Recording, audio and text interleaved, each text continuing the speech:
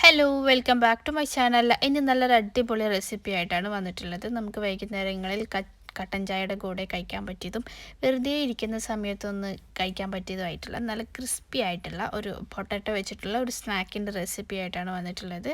Video skip ചെയ്യാതെ കാണുക. Channel subscribe ചെയ്യാത്തവരും ആദ്യമായിട്ട് കാണുന്നവരുണ്ടെങ്കിൽ പ്ലീസ് ഒന്ന് സബ്സ്ക്രൈബ് ചെയ്ത് സപ്പോർട്ട് ചെയ്യുക. കൂടെ തന്നെ വീഡിയോയിലോട്ട് പോകുന്നതിന് മുന്നേ വീഡിയോ ഒന്ന് ലൈക്ക് ചെയ്യുക. ഇനി നമുക്ക് നേരെ റെസിപ്പിയിലോട്ട് പോകാം. അപ്പോൾ ഞാനിവിടെ അത്യാവശ്യം വലിപ്പമുള്ള 3 ഉരുളക്കിഴങ്ങ് എടുത്തിട്ടുണ്ട്. ഇനി നമുക്ക് ഇതിൻ്റെ തൊലിയൊക്കെ നന്നായിട്ട് കളഞ്ഞ് നന്നായിട്ട് കഴുകി ഒന്ന് വേവിച്ചെടുക്കണം. നമുക്ക് എങ്ങനെയാണോ നമ്മൾ വേവിച്ചെടുക്കുന്നത് അതുപോലെ നമുക്കിഷ്ടമുള്ള രീതിയിൽ ഇത് വേവിച്ചെടുക്കാം. അപ്പോൾ എന്താ പറയുക, നിങ്ങൾക്ക് ഈ ഉരുളക്കിഴങ്ങ് വെച്ചിട്ടുള്ള സ്നാക്സൊക്കെ ഇഷ്ടമാണെങ്കിൽ ഒന്ന് കമൻറ്റ് ചെയ്യണം. എനിക്കൊത്തിരി ഇഷ്ടമാണ്. അപ്പോൾ ഇതൊക്കെ മുഴുവനായിട്ടും വൃത്തിയാക്കി ഞാൻ പുഴുങ്ങി ഉടച്ചെടുത്തിട്ടുണ്ട്. നന്നായിട്ട് പുഴുങ്ങി നന്നായിട്ട് ഉടച്ചെടുത്തിട്ടുണ്ട്. ഇനി ഇതിലോട്ട് നമുക്ക് മല്ലിയില ചേർത്ത് കൊടുക്കാം. പിന്നെ ഒരു ക്യാരറ്റ് ഏറ്റവും ചെറുതായിട്ട് ഗ്രേറ്റ് ചെയ്തതാണ്. ഏറ്റവും നല്ല ചെറുതായിട്ട് തന്നെ ഗ്രേറ്റ് ചെയ്തെടുക്കണം.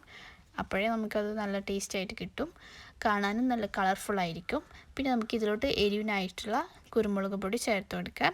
പിന്നെ നിങ്ങളുടെ കയ്യിൽ ഒറിഗാനോ ഉണ്ടെങ്കിൽ ഒരു 1/2 ടീസ്പൂൺ ചേർത്ത് കൊടുക്കാം. ഓപ്ഷണലാണ്. ചേർത്ത് കൊടുക്കുകയാണെങ്കിൽ നല്ല അടിപൊളി ടേസ്റ്റ് ആയിരിക്കും. പിന്നെ ഒരു ടേബിൾ സ്പൂൺ നമുക്ക് ബട്ടർ ചേർത്ത് കൊടുക്കാം.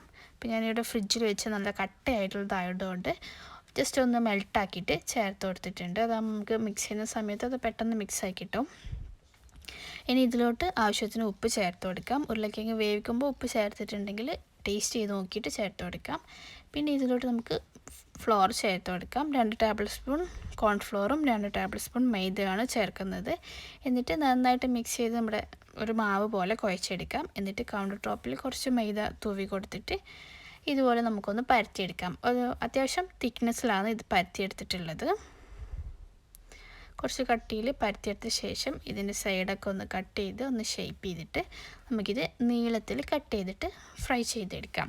അപ്പോൾ ഇത് ഇങ്ങനെ തന്നെ കട്ട് ചെയ്യുന്നില്ല എന്നുണ്ടെങ്കിൽ നിങ്ങളടുത്ത് എന്തെങ്കിലും ഷേപ്പർ ഉണ്ടെങ്കിൽ അത് വെച്ച് കട്ട് ചെയ്തിട്ട് ഫ്രൈ ചെയ്തെടുക്കാം. ഒരു മീഡിയം ടു ഹൈ ഫ്ലെയിമിൽ ഇട്ടിട്ട് തന്നെ നമുക്കിത് പെട്ടെന്ന് തന്നെ തിരിച്ച് മറിച്ച് വിട്ടിട്ട് ഫ്രൈ ചെയ്തെടുക്കാം.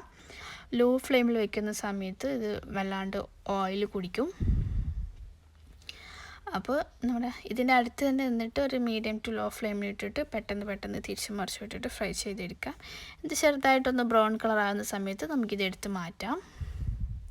ഇത് കഴിക്കുന്ന സമയത്തും ചെറു ചൂടോടെ തന്നെ കഴിക്കുകയാണെങ്കിൽ നല്ല അടിപൊളി ടേസ്റ്റ് ആയിരിക്കും.